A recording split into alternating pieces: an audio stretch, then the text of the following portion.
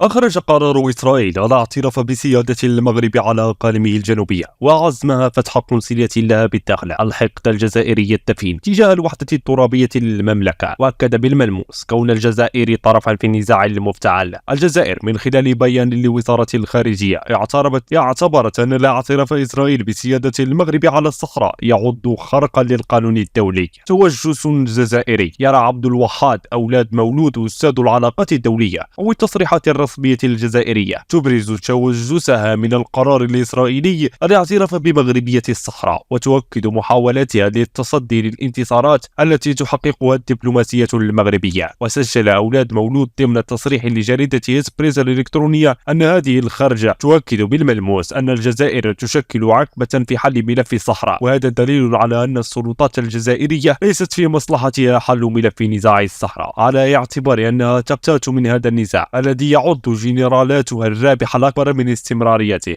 الباحث في العلاقات الدولية أكد أن بيان الخارجية الجزائرية ليست مفاجئا، لكون إعادة العلاقات بين المغرب وإسرائيل تمت وفق محددات، لذلك خرجت الجزائر بهرطقات إعلامية وقامت برد فعل سلبي. فهذه القضية بمثابة المخرج لخلق توازنات داخلية بالنسبة للجزائريين، خاصة النخبة الحاكمة. ووفق المتحدث نفسه فإن الجزائر تعتبر هذا الملف القضية الأولى، ليس حبا في السكان الذين هم على أراضي تندوف، ولكن لحاجة في نفس يعقوب، حيث تصدر أزمتها عبر الصحراء. وشدد على أن الأطروحة الجزائرية الحاضنة لأطروحة البوليزاريو واهية وأكل عليها الدور، وبالتالي فالجزائر يكون لها رد فعلي سلبيا في مثل هذه المواقف.